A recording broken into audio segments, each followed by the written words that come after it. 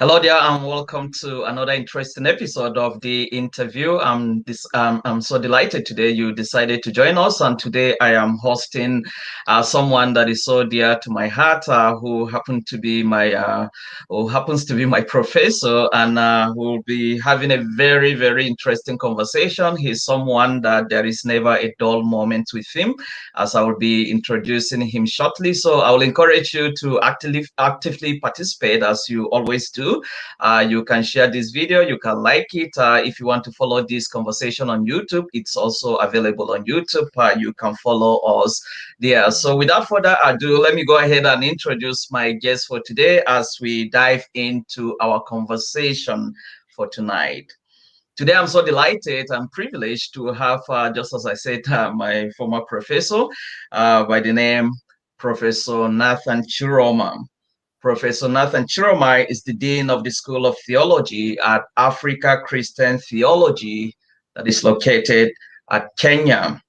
Professor Chiroma has for many years been an educator, a youth mentor and coach, and an intellectual who does not shy away from talking about difficult theological, social, political, and cultural issues. Anyone like me who has had the privilege of sitting under his tutelage will agree that his teachings are always lively, thought-provoking, and most of all, very, very practical. But apart from his academic erudition, one of the things that I believe endears Professor Chiroma to many people, especially young people, is his simplicity and humility, which is equal to none. I'm so delighted to have you join me today, Professor Chiroma. Thank you so much for having me. Truly for the privilege. I appreciate it. Thank you. Thank you. The privilege is mine. So I want us to go ahead. I want to start by talking about Africa in general. You are someone that can be rightly described as a true African, and I will explain that in a bit. You are a Nigerian who studied in Nigeria, but not only in Nigeria, you studied in Kenya, you also studied in South Africa, and you are married to a Kenyan and have done a lot of work across many countries in Africa and beyond. So you qualify to talk about Africa in general. You know, usually in the West, when people are talking about Africa, they usually put us together and just say Africa, which not most of us like because there are 54 countries in Africa. But because of your expertise and you are widely traveled and you know a lot of places in Africa, today we'll be having a conversation that will be using the word Africa in general terms. So Africa is quite diverse, but there are a lot of commonalities among the various countries and the people's groups. What are some of the core values? Is my first question. What are some of the core values that you think cut across all parts of Africa? The second aspect of that question will be, what are some of the dissimilarities, at least from your traveling and your experience in Africa? Wow, yeah, that's really a great question. And thank you for having me today. It's a great day. For those of us who are Manchester United fans now, the game is going on. So I'm sure many of them are busy trying to divide their attention, either listening to you or getting Manchester United. So it's a great day to have me when Manchester United is playing and is winning, by the way. And just to say that I am the Dean School of Theology at Pan-Africa Christian University. It's located in Nairobi, Kenya. Back to your question, what are some of the real values we have in Africa? Number one, I believe that as Africans, we value human dignity. Cut across whatever part of Africa you come from, we have a concept that a human being is a human being in the context of community. You are what you are by the basis of the community. And that's why, you know, you have African proverb across that says that a child does not belong to only one person, but a child belongs to the community. So I want to believe that one of the things we see in Africa is we value people, and that's why our hospitality, it's compared to none. So one, we value human dignity, and then we value people, we value relationship. And of course, you know, that respect culture where, you know, the elders, the younger people that are interrelated, intergenerational, So as Africans, cut across the 54 countries, wherever you go to, we value human dignity.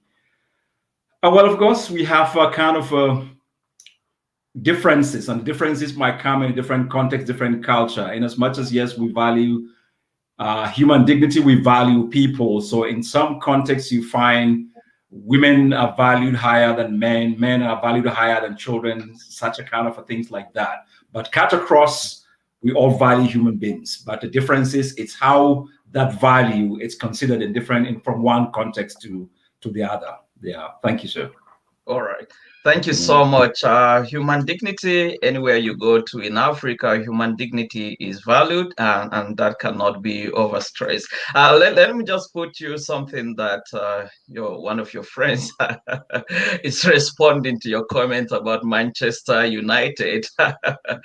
Reverend Zakaria Chine is saying he hopes that Man U loses. I'm also a Chelsea fan, so Okay. you have it there. No, because we value human dignity, so it's okay. Whoever loses, we're still friends. That's okay. That's quite interesting. Yeah. You have traveled far and wide, just as I said, both in Africa and beyond. And you know that Africa is rich in different ways. What are some of the blessings you see in Africa that Africans need to be proud of that sometimes we tend to, overlook? Yeah, that's really excellent. As Africans, actually, we are blessed by God. Our problem, like many have alluded to, it's about leadership. But it may interest you to know that the resources that are there, I'm talking about resources now. The first thing is that God has blessed Africa with resources. If you put the resources together in DRC, Congo, and those resources in Nigeria put together, it may interest to know that they are more than the budget of the European Union. That's the resources. That's the resources. So as Africans, God has blessed us. If you go to Congo with the diamonds, you go to Nigeria with the oil, you go to Mozambique, you go to South Africa with the diamonds as well. God has really richly blessed us. And that's why you can see other continents cannot do without Africa. And of course, we are blessed with human resources. Like you said, I've traveled wide and near and many other countries. You hardly go to every other countries out of Africa without getting Africans leading the way in many other things. Right now, as we talk, even in the American politics, you have people who are Nigerians who are part of the Biden administration. And you go to the space, you have a lot of Africans that are there doing exploits.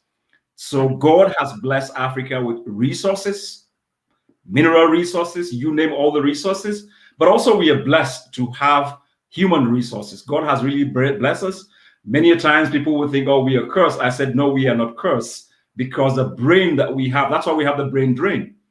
Many have moved to Europe, many have moved to the US and Canada, and actually they have contributed to the economy. Not only that, but they have contributed in the education sector and many other sectors. So I believe that as Africans, we should be proud of ourselves that yes, God has blessed us with resources. God has blessed us with human resources. God has blessed us with all that it takes for us to be where God wants us to be. Yeah. And still talking about, these blessings which are undeniable, human resources, mineral resources, and water fuel.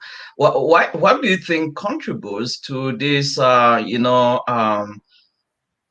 massive, so to speak, movement of Africans to other parts of the world? What is contributing to that if we are so blessed? Why do Africans, at least not all Africans, but there is this general quest of moving overseas in Africa? Yeah, it is really pathetic. A couple of years ago, I was in Libya and I was at the camp. And when I saw the number of young people in those camps who were trying by all possible means to cross over to Europe. And one of them, shocked me, and I asked him, how much do you have to pay? He said, on average, you have to pay $4,000 for you to get across there. And his mother had to sell a piece of land for this to get that 4,000, because I believe that when you cross over, everything it's going to be like you pick dollars on the street. So I begin to ask a question with $4,000. He was from Senegal, I think. I said, with $4,000 in Senegal, you can start a business. You can start a business. So a couple of things. There are many things that is making, promoting that massive movement. One is the belief that once you get across, life becomes better. But I think one of the key fundamental things is that most of our leadership in Africa have not kind of created an atmosphere where people will thrive. You can see, for example, young people who will build a car all the way with a wire. You can see young people who will be very creative. So if it's other part of the countries, these young people will be actually celebrated, will be taken to technical schools to develop their skills. So I think we need to create a platform for growth where we don't see younger people who are coming with potential as a threat, but we see them as people who are going to contribute to the economy. So I think it boils back on the kind of leadership we have because of greed. Like we talk about the resources we have.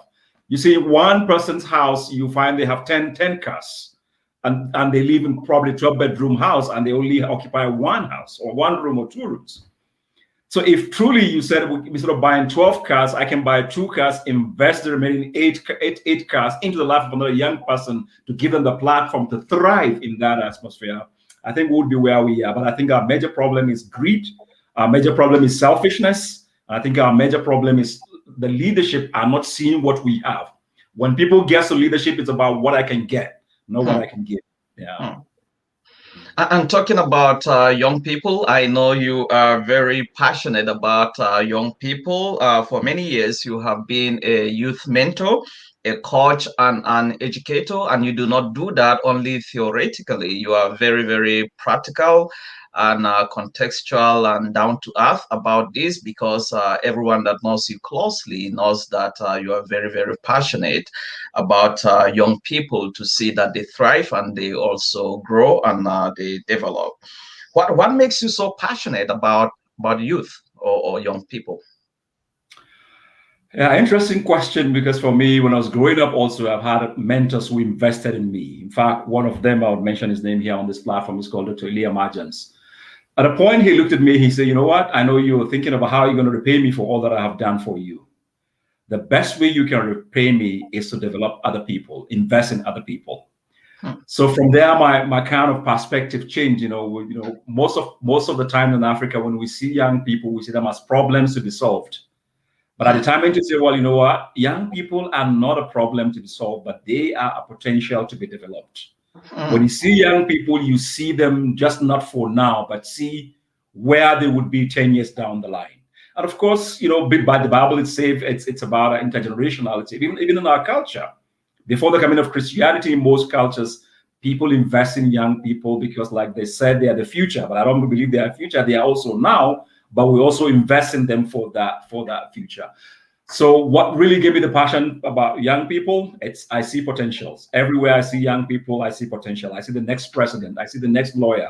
I see the next pastor. I see the next, and that's really. So I'm saying, what can I do that if he's going to write history to say, well, I look back, I am here because somebody saw potential in me, a couple of years ago. Yeah. Wow.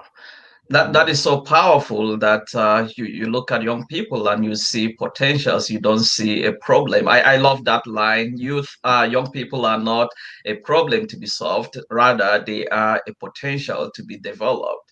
Why do you think, still, I want to piggyback on that, why do you think that a lot of adults do not seem, this cuts across the globe? It's not just an African issue. Probably it's more so in Africa. But why do you think that a lot of adults do not share the same perspective with you? I would say majority, if not 90% of adults usually see young people as a problem to be solved, or people to even do away with. I think one of the things we always forget as adults is that we were once young people. And the kind of things we see young people do, actually, we did worse. I remember growing up, in the era of motorbike, what we'll do as young people, out of our sheer kind of that youthful heart, we do competition with motorbike. We have to remove the brakes, and then you lose all the buttons of your shirt, and we go down the valley. Whoever stops without the brakes, becomes a hero. Today, if you give me $1 million, I won't even try that. But at that time, we're full of energy. We're full of that. So what happened is that most adults will see that side, will not see, said, well, how can we channel this energy? How can we channel these challenges that young people are having? Because if they can do that, then believe me, they can do greater things if we invest in them. I'll give you a very good example. Look at the NSAS protests in Nigeria. I know many people have different views about that, but here it's my point. Young people organized that. Young people stood for it. Yes, people saw them as a challenge, but we're saying, okay, if these young people were able to organize this massive crowd, if given a chance in a negative, positive way, if empowered, what else can they do? What else can they do? You talk about even the one that started in Algeria and the Arab Rising, championed by young people. I mean, I can go on and on and on, but I'm saying what happens with adults, we much concentrate on the challenges of these young people, and that covers our eyes from seeing that, hey, out of every nonsense, there is sense here. Whatever they do, it's kind of part of the youthfulness, that kind of exuberance. But how do we challenge it? In fact, somebody says, youth are a spark. Youth are a spark. It's either they can spark to start a fire or they can start a movement. So depending on how we empower them to channel that spark to be where actually their potentials can be. So most adults, even in religious groups, we just see young people as problem. That problem we see. But we're saying if they can cause that problem, if they are helped, then that means they can do better than what they're even doing right now. So I think adults must see young people for who they are, but see beyond that and see the potentials in them. Yeah. Wow. I wish every adult would think like you.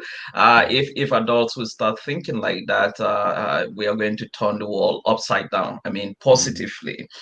You are one person, still talking about the youth, you are one person who has championed the need for approaching youth ministry as a relationship. You have not only taught that, but you have practically lived it out. So my question is, why do you think it is important for adults to believe so much in young people as you do, despite some of the cultural barriers that say the contrary? For instance, if you a person like you of your caliber and educational and social status in the society, the way you relate with some young people, some of us, some people will have majority of people will have a contrary opinion and say, well, you are stooping too low, you are doing that, these young people are going to despise you. Unfortunately, or ironically, we know that the reverse is the truth. The way you do that, it endears us to you. And so my question specifically is, why do you think it is important for adults to develop those types of relationships and to believe first in young people, despite some of the cultural barriers that may say the contrary? Yeah, thank you. Actually, you've helped me answer the question. Is that the first thing is you believe in the young people, believe in them. Does that mean that they're not going to be messy? They are really going to be messy, but you have to believe in them. And you see, contrary to many what people believe that young people in the age of technology don't want relationship with adults. They are only concerned about their computers, about their phones all the time. But a couple of years ago, there was a research, actually, probably 3 years ago, done by Nagel Institute, Calvin University in Michigan, and also a study by Barna Group. They realized that actually young people desire a relationship with adults. And all it takes is for you to just believe in them. It's like you said, if you ask yourself the question of why do you even exist as an adult in the first place? So most of these cultural barriers are coming if we don't define our own existence. The fact that you stoop low to these young people doesn't take anything out of you, doesn't change anything from you. Actually, in other words, it even adds, because for them, they will look at, oh, but you are up there and kind of, if you understand what I mean by up there, and now coming to us. Yes, because I believe in you. And that's why I see that, if we don't channel that energy you have in the right direction, you will not end up being where God wants you to be, because every person on this earth has a purpose that God creates. So ours is to come around to say, how do we help these young people to get to where they want to be? I like a Hausa proverb that says that something like that if you bow down to a dwarf doesn't make you a dwarf, but rather, it kind of create that relationship. So one thing about young people is that once you believe in them, once you have a relationship with them, once they trust you, they can tell you anything about their life. Some of them will tell you things they won't even tell their parents, because it's a relationship of trust. But the mistake we make with adults, we come with that authority figure thing. especially millennials. Millennials, don't trust in authority. You have to earn it. It's not just because you have white beards, then you can talk to me the way you want to talk to me. You have to earn it. You have to earn it. In fact, a research done in Europe a couple of years ago as well talk about why is there less respect among younger people to adults. And then they discovered that, well, it's because of Google. Young people now can ask questions on Google without asking adults. So if you can't answer my questions, why should I respect you? You have to earn it. So, but if you create that relationship, even with Google, they will still come back to you and say, you know what? Google said this. What do you think about it? So I think believe in them, have a relationship, trust them. Does that mean they're not going to be messy? They are going to be messy, but you've got to trust them. Yeah. They are going to be messy, but you've got to trust them. You mentioned something a couple of minutes ago about the NSAS protest in Nigeria. I want you to talk a little bit about it. Of course, you said there are various opinions about it shared by adults. I want you to specifically say what you think about the NSAS protests in Nigeria. What are the pros and what are the cons, and kind of apply that to youth in general. All I have to say about that, number one, is that it tells you about the power of young people. It tells you about the power of young people. And that tells you that whatever you believe, yes, I know hoodlums got into the riot, whatever it is. But for me, one of the things I said, if young people are going to organize that, to respond to a societal issue, what was the problem? I mean, extrajudicial killing by police. That's the main thing. And this is something that young people have talked about over and over again. Nothing was done about it. So they said, well, if nothing is done about it by the government, then we can take up and see what we can do. And many are thinking that thing is gone. I want to tell you, no, it's not gone yet, because unless there's a solution to that, these young people will regroup, will regather, and until they get their demands. So whatever angle one holds to, whether pros or cons, for me, I believe that is the power of young people. Our society must wake up to say, these young people is not about force. Can we have a dialogue with them? Can we talk with them? Can we believe in them? Because, like I said, whether we like it or not, these young people we saw on the street on that answers. Tomorrow are going to be the police men and women.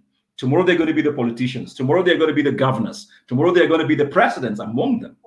So if all you do now is to crush them and they don't have a dialogue, imagine what would happen if tomorrow they become that. Then at the end of the day, we're going to see that these young people are coming back to fight gerontocracy.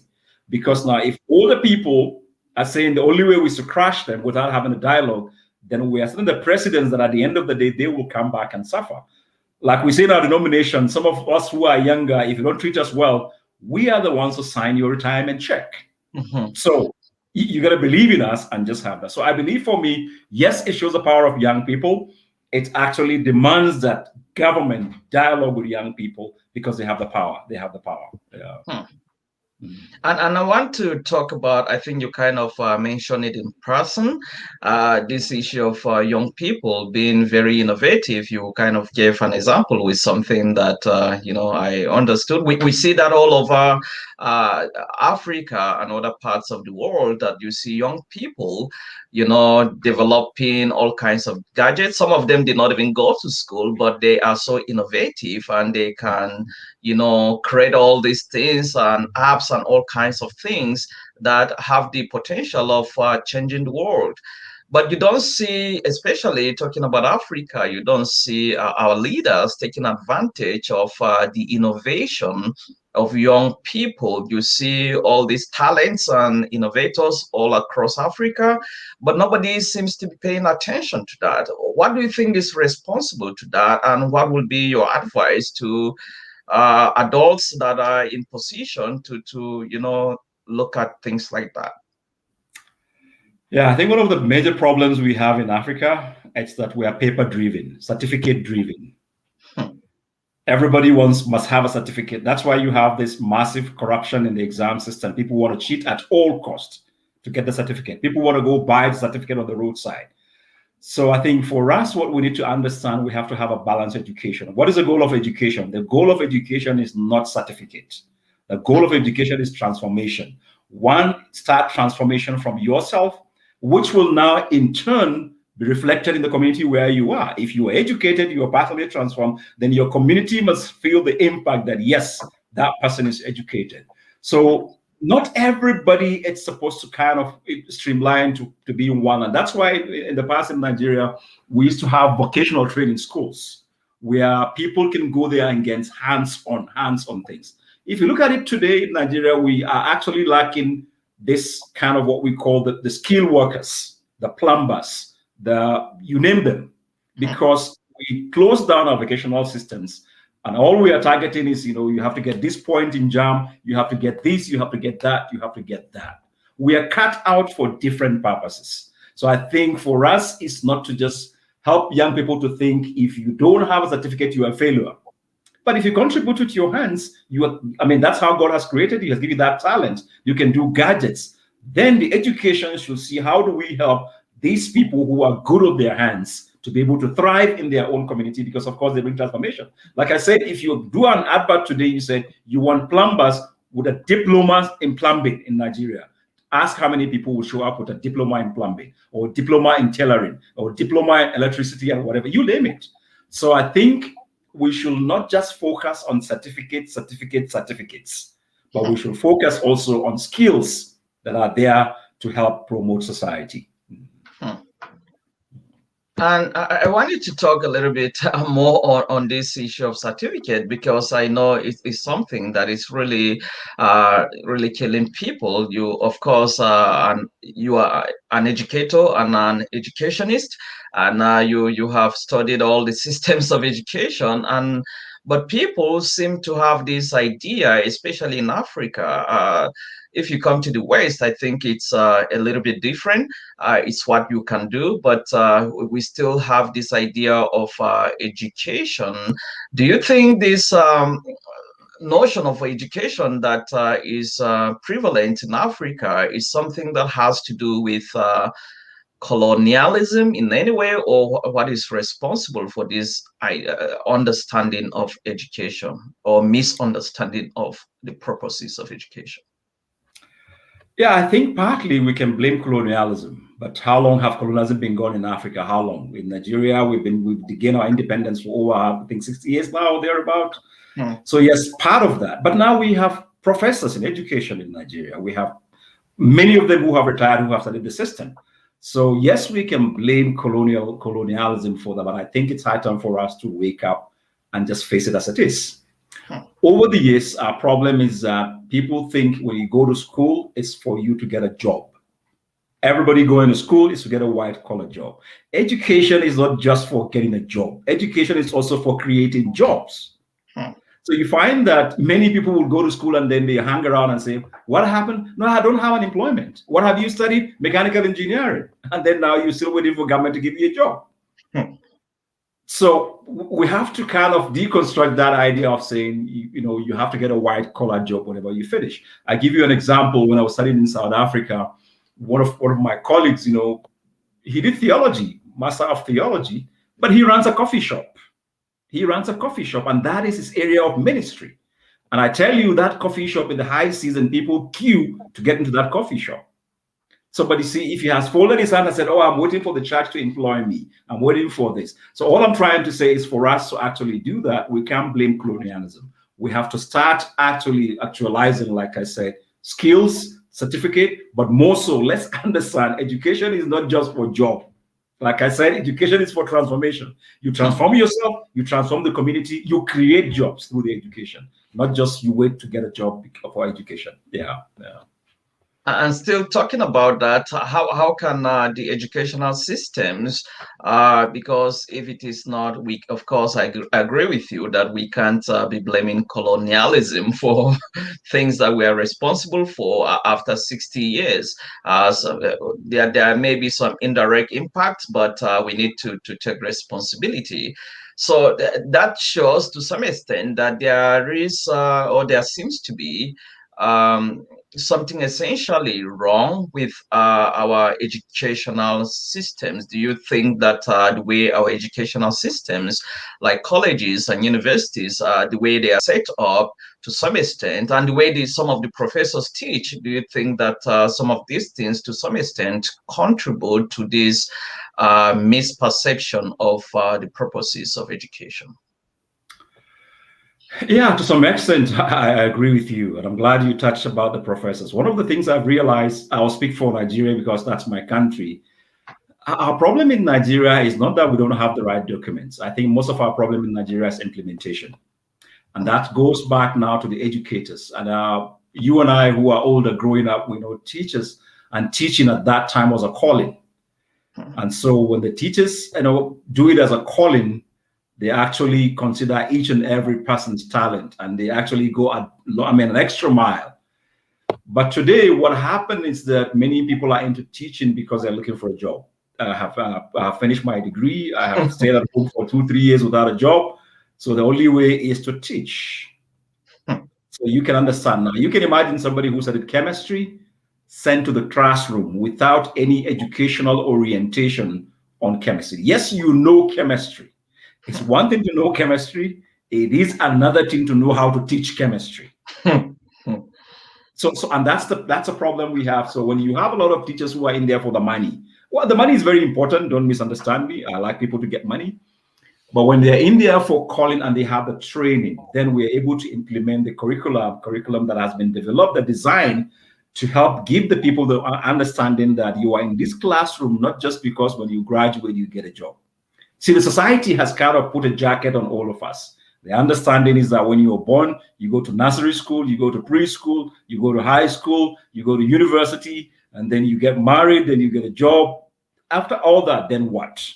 So a lot of people are following that because society has charted that for us. But not all of us are kind of cut out to follow that kind of a societal suit that has been generated. So I think if we have the teachers who are there who are really called to teach, I think we'll be able to implement the ideal curriculum, because I don't think our problem is that we have the document, but it's the implementation of it. We have to get the right people, the right teachers who will see teaching as a calling, who are also trained on how to teach. I think that would change a lot. Yeah. That's so powerful. I want us to talk about some developmental issues in Africa. Africa, just as you have said severally, that Africa is blessed. But it is, everyone knows that Africa is blessed, but there is an irony, because at the same time, this continent that is so blessed is also plagued by many, many problems. And I want us to talk a little bit about that. What do you think are the major issues that are holding Africa back, despite the many blessings, the many human and material resources in the continent? Okay, I think probably a couple of things, but I'll let me dwell on maybe 2 or 3. The first one is the fact that I asked myself the question, how come someone who's in Africa is not doing well? You take that person, take him to Europe, take him to the US, the person blossoms, the same person. Why is that? Why is that? And then, secondly, also, I want to believe that most of our problems, yes, we have created them by ourselves, but I think the West, one way or the other, also contributes to our problem. Why do I say that? When you see the war in Congo, let's say, for example, the Boko Haram. Now, are you telling me all those ammunitions, all those RPGs they use are manufactured in Africa? So where do they get them from? So the people who, are selling it to them knows that these are not the legitimate people. But because they want their money, they sell it to them. And then the same people who come back and say, oh, yeah, Africans are killing each other. Africans have this problem or the other. That's the second dimension of it. So one is that we have a question. I think it's that we don't really want to create atmosphere for blossoming among within us. And then, of course, I have mentioned the issue of that greed and selfishness. For many, we think about us first. And I like one of the American presidents who said that, don't think about what America can do for you, but think of what you can do for America. So on the average, if all of us who have that, I like one of the banks, I think it's Absa Bank, that talk about Africanacity. If we can all we can have that spirit of Africanacity, I believe that we can turn things around. So 3 things that I think are a major problem.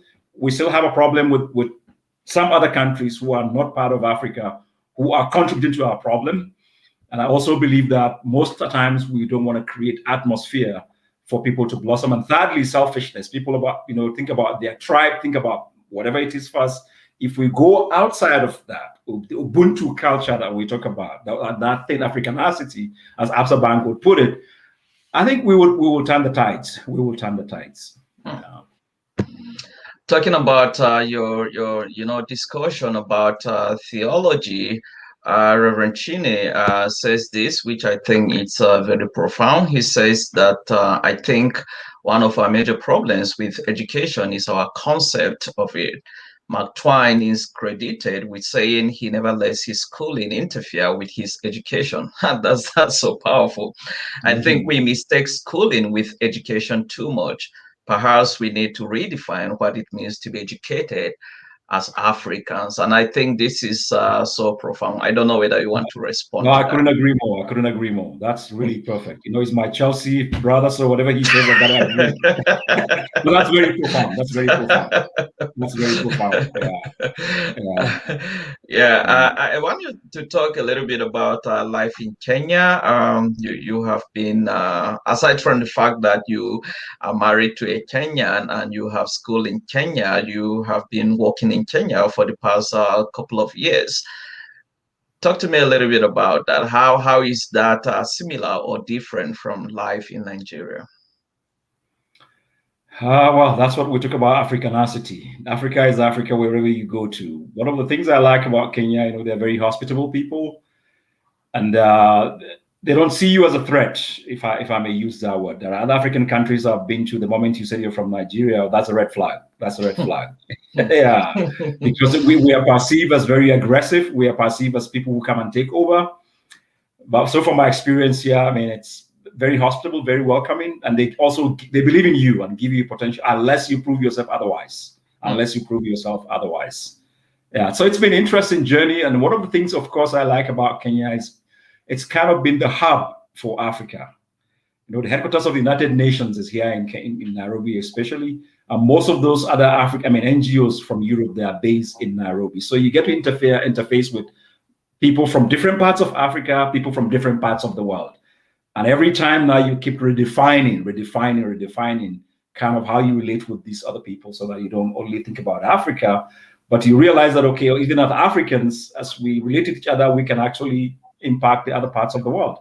So far for me, I find it a place where I can kind of mix up with many people, a learning curve where I can learn to live with people from different places. But it's been a journey, and I'm still in the learning process. But I enjoy the weather, especially. I enjoy the tea, which is really good, and of course the coffee, and that's my favorite. Yeah. Wow. So there are no, as a Nigerian, if I come to stay in Kenya, for instance, I wouldn't have any cultural shocks. Oh, you will have some cultural shock, especially in the area of food, but also, for us coming from our part, the northern part of Nigeria, I can't speak for all of Nigeria, it will be rude for you to call your professor, let's say me now, and say, "Hi, Nate, how are you doing, Nathan?" And from part of that world, that would be kind of rude. But here, we just call people by their names and then you go. In fact, I try to call people uncle. No, don't call me uncle. I'm not old, But you could clearly see they're old, but so yeah, there are those cultural shocks in terms of food, in terms of way of life. Of course, we're differently, but with time. And of course, one thing they say about Nigerians is that we travel with our food wherever we go. So yeah. Yeah. Well, that aspect of Kenya in terms of calling people that are older, that may probably, I don't know, be some Western influence, because that is how it is here in the US, which is usually a cultural shock for people that come here to study. So I'm surprised to hear that. I want to talk about northern Nigeria. You mentioned northern Nigeria, and a lot has been going on in northern Nigeria. I know you have left Nigeria for a couple of years now, but just like some of us that are in different parts of the world, our hearts are at home. And I know you following, almost every detail of what is going on back home. I want to, you also mentioned, the issue of Boko Haram and all these insurgencies going on, especially ravaging the northern part of Nigeria. I want you to talk a little bit about that. I don't even know what specific question to ask you, but I want you to speak a little bit about all this. What are your thoughts about all these insurgencies and militancy? Some people are rebranding them, calling them banditry and what have you. Yeah, first of all, I'll say it's really pathetic. It's really pathetic that such things are happening. But for me, I still want to believe it's in governance. It's in governance. If truly we have a good governance, some of those things could be minimized to a certain extent. I also want to believe that there are people who are benefiting from those things. It's my imagination to say that a group of bandits, however you describe them, are able to go into a military barracks, attack, and then still get away with it. It beats my imagination. So I want to believe that there are people who are benefiting from that system, whatever it's happening there, with all the monies. And I know, like even the kidnapping issue, when one of ours was kidnapped, when they went to pay the ransom, the person who took the money was told, you know what, you think we're the only one in this business? These people have their share, these people have their share, these people have their share. So I think one of the key things, it's still coming back to this issue of understanding our humanity. I grew up in the corner. I was born and brought up in Sokoto State. In fact, one of the primary schools that we attended in Far East, in Sokoto State, my brother and I were the only two Christians in that school. But we never experienced anything. We just like normal people. We learn Arabic, we play with people, and they were able to listen to us. So I think the kind of breed we're seeing, people that who doesn't value human lives, and that goes back to that issue of greed and selfishness, because everything is about money, everything is about being bloodthirsty. If you truly embrace what we have as a core in terms of North, I mean, we've always been there for each other. If you look at history, so I think people are coming to divide us, and of course, greed is coming to divide us. And bad governance also, it's part of that. We cannot shy away from that. We have to tell it the way it is. Bad governance is what it is. We can't just be... Boko Haram started as a handful of people. We have how many battalions in Nigeria? How comes we didn't crash them? So I think bad governance is that. And of course, like I said, people are benefiting from that. But move beyond that, for me, I have a third angle that I believe God brought that actually for the church to ask herself, what is her place in the northern part of Nigeria? I know in the past, we have CAN, but CAN cannot become a kind of political organization, my personal opinion. I know sometimes back when I was there, when a church is attacked, the other churches will say, yeah, it's because of that church. They attacked them. For us, we're okay, we don't care. But now when things are turning around, I'm beginning to see Christians becoming more united in spite of their denominational differences. I begin to see Christians praying more in spite of their denominational differences. So, as I've started from the beginning to say that it's really, really pathetic what is happening in the North. Our government must really be the government to be able to wake up to the call and deal with that, because you can see even the abduction of the school kids, you traumatize the kids completely. It's a kind of, so... And it beats my imagination to say, how can people take 300 and something kids out of a school, and how many hours will that take? That we can't have security operatives there in less than an hour to salvage the situation. So it's a call to the government. If you have failed your responsibility, go back to community policing, go back to empowering the community to say, okay, how do we combat this? Because some of these people are not strangers. They are part of the community. Some people knows them. So I think the government must be the government. And of course, the community also must wake up and try to find out, how do we help in this particular situation? Yeah. So that's my take on that. Yeah. Let me read you or just project a few comments. Reverend Ajo Sabo says he's watching from just Plateau State. Reverend Chine, thank you so much for all your contributions. Reverend Chine, who has been, contributing a lot. He says, Prof and myself go a long way. I have always been drawn to his sincerity of life and his view of young people as rough diamonds needing to be cut. Wow. Now, that is so a powerful metaphor. Young people as young diamonds needing to be caught. OJ Dixon also says he's sending his regards, and yeah. So I want us to talk about. You kind of mentioned that in passing, this issue of ministry and Christianity. Of course, you are an educator, but you also are a minister of the gospel. I want you to talk a little bit about what we see happening, especially with the gospel in Africa, as it were. I know that is a little bit very broad, but talk a little bit about how can people, especially Christians that are into ministry, what are some of the challenges that you see, or what are some of the dangers that you see about the gospel in Africa, and how can those challenges or dangers be ameliorated, or at least overcome?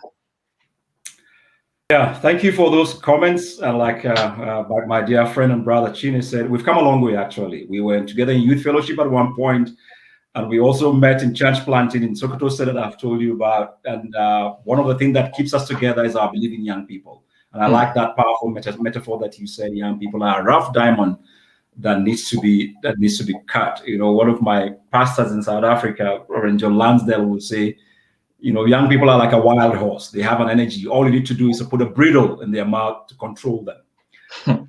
Talking about ministry, you know, one of the things I always first say is that ministry is a calling. Ministry is not a job.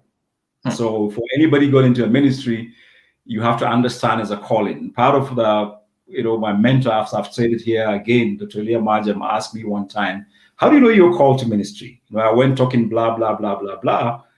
And he said, okay, what about if I say, can you do ministry even if you're not paid a salary? So he said, yeah, that's a test of ministry.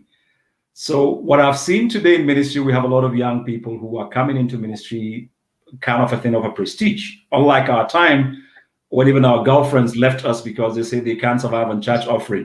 Yeah, but today,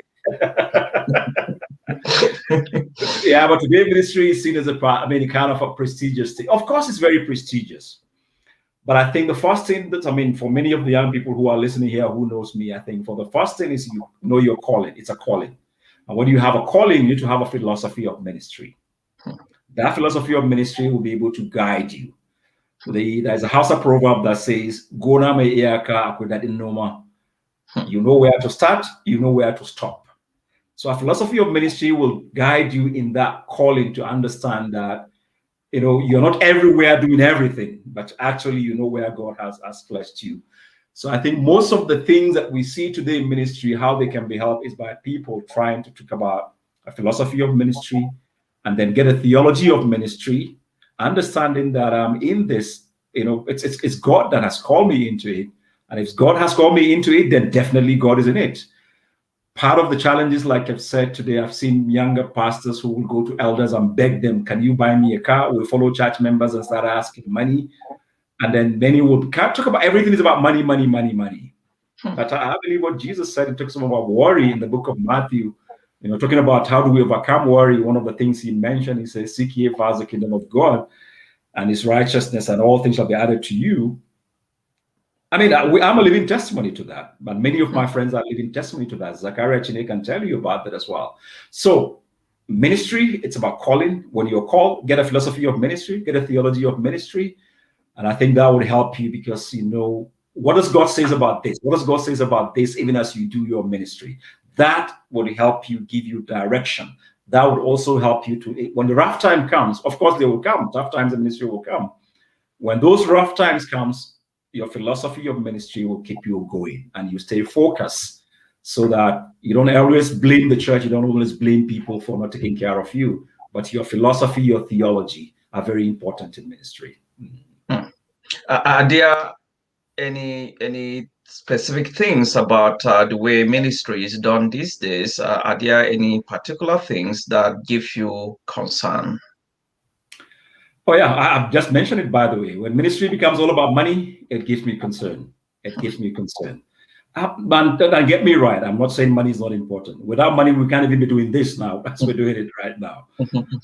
But when the emphasis is all about money, it gives me concern. And when I see people coming into ministry without a calling, but as a stepping stone to accomplishing something else differently, that really gives me concern. That really gives me concern with the kind of people we see. And then you sit in the church and you hear the sermon coming from somebody who has done a BTH in theology, somebody who has done a master's in theology.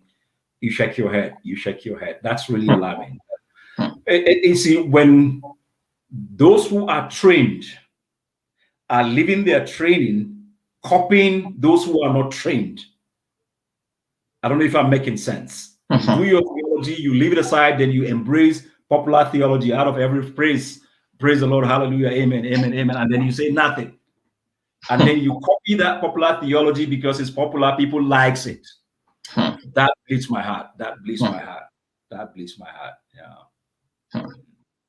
Let me show you a few other comments. Lydia McKenty is saying a good one from an educator who has concern for young minds. Keep making us proud. Maybe Shara and thank you, Lydia. Thank you. Uga Audu is saying always fresh ideas coming from you. And CS Dachet is saying great to see you, Dr. Nathan, on your so another great guy there with young people there, Dachet there. Another great guy with young people. Yeah, he's doing a great job. Yeah. So as we try to wrap it up, what is your message to any young person? I know the definition of young people is fluid. People, educators like you have, the various definitions or categorizations of who a youth is and young people and what have you. I don't want us to go into those nuances. Okay. Whoever thinks that he's a young person, this should affect that person. Or what would be your, advice to young people, whether they're in ministry or not in ministry, young people in general that are trying to figure out in this world that is becoming more and more confused? What would be your advice to young people on how to navigate some of the hurdles of life? My advice to young people is radically define yourself the way God has defined you. Radically define yourself the way God has defined you. Our society will tell you that if you are not married at this age, you are a failure. If you don't have a job at this age, you are this. And we keep chasing after those things to the point that we're trying to please people that cannot be pleased. So all I will say is radically define yourself as God has designed you. Believe in the potential God has given you. Aim higher. Like they said, if you shoot out to the star, to the sun, if you miss the sun, at least you get the moon. Don't let people tell you that you are nobody. Believe in what God has said. You are royalty. Believe in what God, you said you are chosen. Believe in what God has said. You are people belonging to him. You carry God's trademarks. And don't let failures put a lead on your potentials. Don't let failures put a cover on your potentials. We have all failed once in a while. And people have dismissed many of us many times. In fact, in the Bible college, when we were there, we were dismissed by many. So my message to young people, radically define yourself the way God has defined you. Yes, you will have failures, you'll have setbacks, but don't let those setbacks put a cover on your potentials. With God on your side, the exploits you can do, it's beyond imagination. The same people who now puts you down will be the same people who will come back and say, oh yeah, this is our friend, this is our brother, we're proud of you. But if you listen to what they said from the beginning, you will get nowhere. So I think that's very important about our identity. But it's more than identity. Yes, we can know who we are, but let's define ourselves by who God says we are. Yeah. I love this statement. Radically define yourself. That is so profound. O.J. Dixon says that Mentor Nathan Chiroma is a founding father of youth ministry in Nigeria and Africa, and I totally agree with that statement. What is your advice to anyone that may be watching from Nigeria that is in position of leadership, especially political and religious positions of leaderships? First, speak to the politicians and also speak to people that are in leadership in religious cycles, specifically the Christian community. Those in the politics, I'm telling them they are the scattered church. So they have to behave like the church out there. They are the scattered church. The mistake we make is that we only think church is when we gather in the four corners. No. God has sent you there as his ambassadors, as a scattered church. And therefore, I want to encourage you, be the scattered church out there. The fact that you're in that position, yes, you've been elected, you've been nominated, whatever it is, it's not by accident. God has sent you there for a purpose. God has sent you there for a purpose. And for those of us in ministry and any other person listening, all I'm saying is that wherever you find yourself, be the church there. Be the church there. If people can come and say, I'm a stranger here in this, maybe coming to your offices or coming to your workplace, and they say, I'm a stranger here, I'm looking for a Christian. Can they point at you? Can they point at you? It's not by the name tag. It's not by how you shout or how you speak in tongues. It's by about how you live theology, as O.J. Dixon will put it, lived theology. We have to live our theology in the public spaces. We have to be the scattered church out there. We gather on Sunday, we worship, but we scatter on Monday in order to be the church in the scattered arena. And whoever's listening, I'm saying, look, you know what? You can be what God designed for you to be. Because with God on your side, one thing we forget is that God is in us. God is for us. God is with us.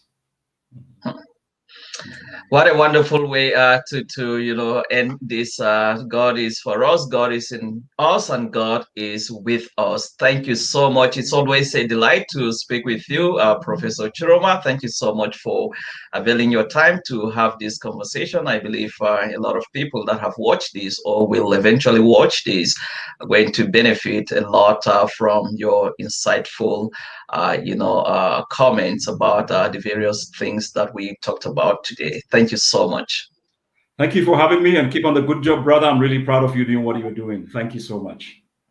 Thank you so much for your kind words. For all of you that contributed and participated in one way or another to this program, thank you very much.